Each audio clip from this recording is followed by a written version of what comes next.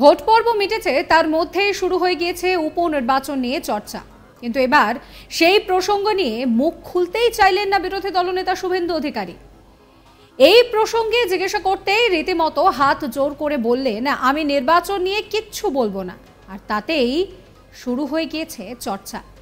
তাহলে কি দল থেকে তাকে দায়িত্ব দেয়নি উপনির্বাচনের কাজ করার ক্ষেত্রে? আসলে লোকসভা নির্বাচনের পর থেকেই দিলীপ ঘোষের কথাতেও ছিল অভিযোগের সুর। বারবার কিন্তু জল্পনাতে উঠে আসে শুভেন্দু অধিকারীর নাম। কি বলছেন শুভেন্দু অধিকারী এই নিয়ে, শুনুন। আমি এগুলো নিয়ে কিছু বলবো না। আমি বিরোধী দলনেতা, এগুলোর কাজ সংগঠনের,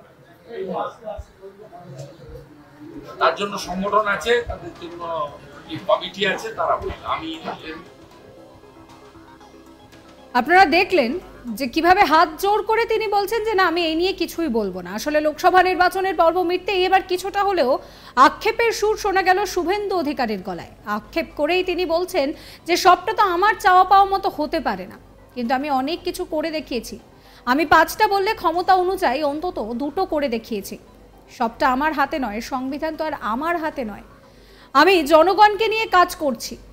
এখানে তারা এইভাবে রয়েছেন, এইভাবে কি থাকা সম্ভব? সেই আক্ষেপের সুরই শোনা গেল তার গলায়। কি বলছেন তিনি, শুনুন। আমি আপনার সবটা আমার ইচ্ছা বা চাওয়ার মতো হয় না, কিন্তু আমি অনেক কিছু করে দেখিয়েছি। আমি 5টা বললে অন্তত 2টো করে দেখিয়েছি আমার ক্ষমতা অনুযায়ী। আমার হয়তো অনেক বড় মানুষের কাছে শুনে আমাকে মানুষের প্রতি বলতে হয় যে এটা করা উচিত। সবটা তো উচিতটা তো আমার হাতে নয়, সংবিধান তো আমার হাতে নয়। আমি তো সরাসরি নিয়ন্ত্রক নই সব জায়গায়। আমার যে কাজ আমি আমার জনগণকে নিয়ে করা উচিত, আমি সেটা করার চেষ্টা করছি। এখনো যে মহিলারা, যুবকরা, তারা এখনো যে লড়তে চান, এটা দেখুন, এইরকম একটা চটপাতা জায়গায় ঘুমানো কি সম্ভব? আজকে 5-6 দিন আছে, আরো কত 6 দিন থাকতে হবে তারা জানে না। তবু তো এখানে বাড়িতে যেভাবে থাকেন, সকালবেলা উঠেন, বাথরুম করেন, ব্রাশ করেন, চা খান, ঘরে লোক চা করে দেয়, এগুলো কি শিবিরে সম্ভব? এখানে সকলের জন্য যা হয়, কোনোদিন ঘন্ট ডাল, কোনোদিন 1 টুকরো ডিম ঝোল ভাত, রাত্রিবেলা হয়তো মুড়ি চানাচুর, ভাত হয়নি। এইভাবে যে কষ্ট করে এরা কাটাচ্ছে, প্রত্যেকে গরমের মধ্যে প্যাচ পেঁচে গরম, নিচে একটা চটের উপর শুয়ে আছে। এত অভাব তো এদের নেই। প্রত্যেকের বাড়িতে তো একটা মোটামুটি একটা, এরা উচ্চবিত্ত না হলেও তো একটা মোটামুটি লাইভলিহুড জীবনযাপন করেন। কি কষ্ট এরা পালন করছেন। তারপরেও বলছে কিডনি যদি নিয়ে নেয় নিয়ে নিস, চোরেদের পার্টি করুন। তিনি আরো বলেন, যারা চোরেদের পার্টিতে নাম লেখাবেন না তাদের পাশে বিরোধী দলনেতা রয়েছে।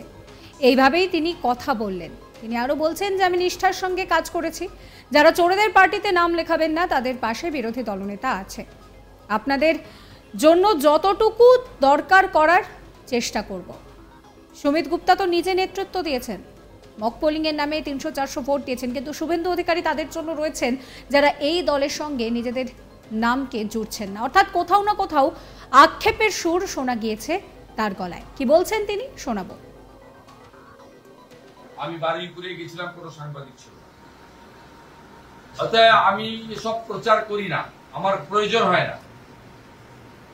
আমি নিষ্ঠার সঙ্গে 21-এর পরেও কাজ করেছি, এখনো আপনাদের পাশে দাঁড়িয়ে কাজ করাবো।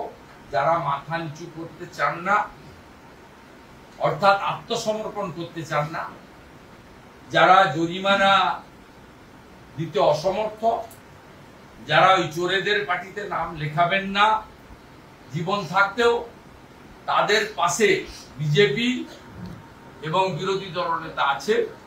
আমি আপনাদের পূর্ণ নিরাপত্তা দিয়ে বাড়ি পৌঁছে দেওয়ার এবং স্বাভাবিক জীবনযাপন করার ব্যবস্থা করব। আর রাজনৈতিক লড়াই ভবিষ্যতে কি হবে না হবে সে পরবর্তীকালে আলোচনা হবে। এখন আপনারা যেভাবে আক্রান্ত, এই ক্রাইসিসে আপনাদের জন্য যেটুকু করা, হৃদয় দিয়ে আন্তরিকতার সঙ্গে মনে প্রাণে সেটা করার অঙ্গীকার রেখে আপনাদের সকলকে এই যে লড়াই, অসম্ভব লড়াই, police observer manage, general observer purchase, presiding officer setting, Sumit Gupta জেলা শাসক নিজে রিগিংয়ে নেতৃত্ব দিচ্ছে, আর কে পুলিশ, কে তৃণমূল, কে ক্যাডার, কে জাহাঙ্গীর আর কে এসডিপিও সব মিলেমিশে একাকার।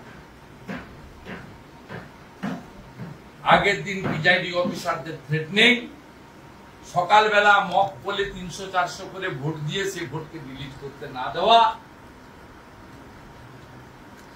ওই ছিন্নমূলের প্রতীক ঘাসফুল ছাড়া আর সব প্রতীককে ট্যাপ লাগিয়ে দেওয়া, এজেন্টদেরকে ঢুকতে না দেওয়া, যে কটা ঢুকেছে 8টা প্রার্থী এজেন্ট ছিল, একটা অফিসিয়াল 7টা ড্যামি, 8টা করে গুন্ডাকে গুঁতো মেরে বের করে, মানে আপনাদের একজনকে বের করে দেওয়া। একই জিনিস গণনাতে করেছে, কোথাও ইভিএম এর নাম্বারের সঙ্গে মিলেনি। বাকি এই লুটের ভোটকে কিভাবে আইনি পথে এর একটা শেষ দেখে ছাড়তে হয় সেটা আমি আজকে বলছি না, সেটা আগামী বুধবার দিন কলকাতাতে আমি অভিজিৎ দাস ববিকে পাশে বসিয়ে নিয়ে আজকে বলছি। শুভেন্দু অধিকারী এবারের নির্বাচনে একেবারে সামনের সারি থেকে নেতৃত্ব দিয়েছেন, কিন্তু বিজেপিতে যে ফলাফল বাংলায় হয়েছে তা সন্তোষজনক নয়। যেখানে 30টি আসনের টার্গেট ছিল, সেখানে কিন্তু এবার বিজেপির ঝুলিতে বাংলা থেকে এসেছে 12টি আসন। খুব স্বাভাবিকভাবেই ভোট পর্ব মিটতেই শুরু হয়ে গিয়েছে উপনির্বাচন নিয়ে চর্চা, কিন্তু এবার সেই প্রসঙ্গে মুখ খুলতেই চাইলেন না বিরোধী দলনেতা শুভেন্দু অধিকারী। এই প্রসঙ্গে অনেকেই প্রশ্ন করছেন যে দিলীপ ঘোষকে গুরুত্ব না দেওয়াতেই কি বিজেপির এই ধরনের অবস্থা, এই ধরনের ভরাডুবি, এবং কোথাও না কোথাও দলীয় নেতৃত্বের উপরে ক্ষোভ উগরে দিতে দেখা গিয়েছিল দিলীপ ঘোষকেও। প্রশ্ন করা হচ্ছিল যে তাহলে নাম না করে কি শুভেন্দু অধিকারীকেই তিনি কটাক্ষ করছেন, তার কারণ এবারের নির্বাচনে একেবারে সামনের সারি থেকে লড়াই করেছেন শুভেন্দু অধিকারী, নেতৃত্ব দিয়েছেন তিনি। কিন্তু এখন কথা হচ্ছে যে যখন তাকে উপনির্বাচন নিয়ে প্রশ্ন করা হলো, তিনি কেন হাত জোর করলেন, হাত জোর করে পরিষ্কার বললেন যে এই নিয়ে তিনি কিছুই বলবেন না। সেখান থেকেই চর্চা শুরু হচ্ছে যে তাকে কি তাহলে দল এবারে আর উপনির্বাচনের দায়িত্ব দেয়নি। আসলে লোকসভা নির্বাচনের পর থেকেই দিলীপ ঘোষ, তার কাছেও অভিযোগ শোনা গিয়েছে, তিনি পরিষ্কার বলেছিলেন যে সবটাই তো দলের সিদ্ধান্ত। এবং এখান থেকেই প্রশ্ন উঠছে যে শুভেন্দু অধিকারী তিনি কি তাহলে দায়িত্ব পেলেন না উপনির্বাচনে। সাবস্ক্রাইব করবেন চ্যানেলটিকে।